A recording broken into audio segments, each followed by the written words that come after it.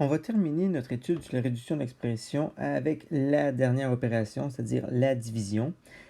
Pour quelqu'un qui a compris la multiplication, n'aura pas de difficulté notable avec la division puisque c'est exactement le même principe. Il existe encore une fois la division qui est simple, qui n'inclut aucune parenthèse. Il suffit tout simplement de se rappeler qu'on divise d'abord les coefficients et qu'ensuite on met les variables en ordre alphabétique. Évidemment, le diviseur n'aura jamais de variable en secondaire 2. Des variables dans le diviseur vont apparaître seulement en troisième secondaire. J'ai deux exemples ici qui vont nous aider. Ça peut nous être présenté de deux façons différentes. D'abord avec le beau petit signe de diviser qu'on voit là ici. Alors si j'ai 12AB divisé par 3, on divise d'abord les coefficients. 12 par 3, j'en ai 4. Et ça, il faut se rappeler que ce sont des AB. Donc, j'ai 4 AB quand je divise 12 AB divisé par 3.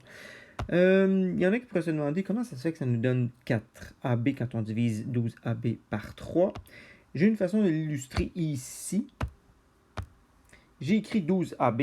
Si vous regardez bien comme il faut, j'en ai 1, 2, 3, 4, 5, 6, 7, 8, 9, 10, 11, 12. Ici, l'idée me prend de séparer ça en 3. Par exemple, comme ça, 1, 2, 1. Et voilà, j'ai 3 parties. La première partie, la deuxième partie et la troisième partie. Et dans chacune des parties, je vois qu'il y en a 4 AB. Ben voilà, dans chacune des parties, j'ai 4 AB, de sorte que quand je divise 12 AB en 3, la réponse est 4 AB.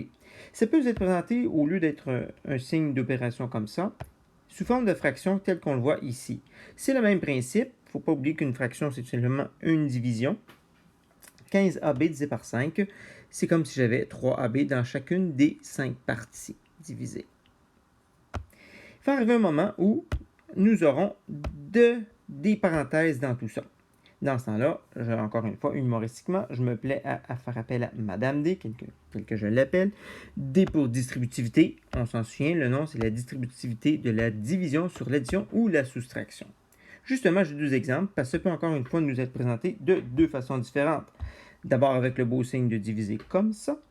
Qu'est-ce qu'on fait? On a d'abord une parenthèse. Dans la parenthèse, commence par me demander s'il y a des termes semblables qu'on pourrait additionner ensemble. A, B et A, ça ne va pas ensemble.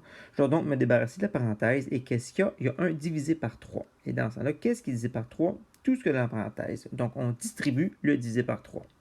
Alors, le 18AB, quand je divise en 3, j'ai 6AB. Et à son tour, quand je divise le 12A en 3, j'obtiens 4A.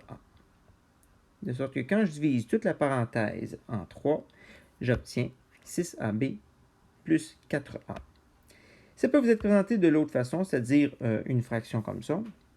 Encore une fois, il faut voir ça comme si on distribuait le divisé par 5. C'est comme si j'avais 15A sur 5, plus le 10B, lui aussi, il est sur 5. Ce qui veut dire que 15A sur 5, j'ai 3A.